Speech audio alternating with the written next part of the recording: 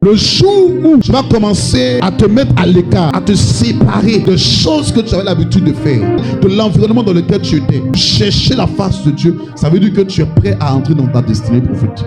La Bible dit qu'il s'est mis à l'écart, il a demeuré seul. Continue. Alors un homme lutta avec lui jusqu'au lever de l'aurore. Et c'est quand Jacob a commencé à prendre des résolutions dans son cœur, c'est quand Jacob a commencé à se séparer de ce nom de réalité, que la Bible dit qu'il y a un ange qui a été activé à sa suite. Qu'est-ce qui s'est passé? Alors un homme lutta avec lui jusqu'au La Bible dit lever de l'aurore. qu'un ange est venu se battre avec Jacob jusqu'au petit matin. Voyant qu'il ne pouvait le vaincre, Quand il y a eu du mal, quand l'ange a eu du mal à le vaincre, cet homme le frappa à l'emboîture de la hanche. la Bible dit que l'ange lui a cassé la hanche. Oui. Et l'emboîture de la hanche de Jacob se démit pendant qu'il luttait avec lui. Et puis, pendant qu'il luttait, l'ange a cassé, n'est-ce pas, la hanche de Jacob. Et l'ange de Jacob s'est cassé, oui. Il dit, Et puis il dit, laisse-moi aller, il dit maintenant laisse-moi partir, car l'aurore se lève. car le jour se lève. Et Jacob répondit, Alors Jacob a répondu, je ne te laisserai point aller, il dit non, je ne te laisserai pas partir. que tu ne m'aies béni. Vous voyez, que tu ne m'aies béni. Il lui dit, Alors il lui dit, quel est ton nom? il dit comment tu t'appelles? Comme tu dis, tu veux que je te bénisse, donne-moi ton nom. Le nom que Jacob va dire à l'ange représente l'ancienne vie de Jacob.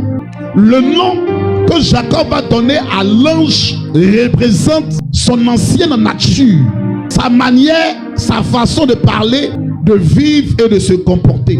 Alléluia. Amen. C'est parce que l'ange voulait changer quelque chose à Jacob, non seulement sa destinée, mais toute sa nature, toute son identité, que l'ange lui a demandé quel est ton nom.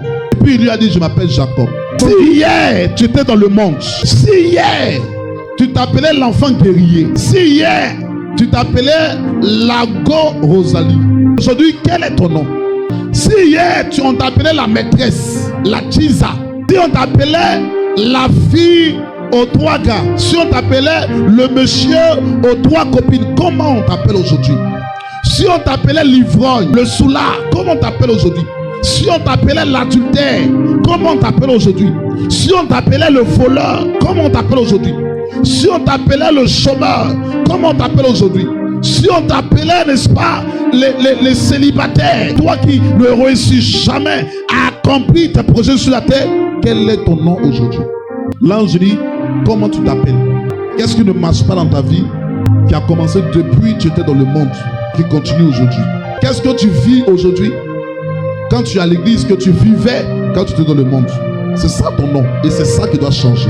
Amen. De la manière on t'appelait dans le monde, et puis tu es venu dans la présence de Dieu, et puis ce nom continue, n'est-ce pas, sur ta vie, ça doit changer. Amen. Il faut que ce nom change.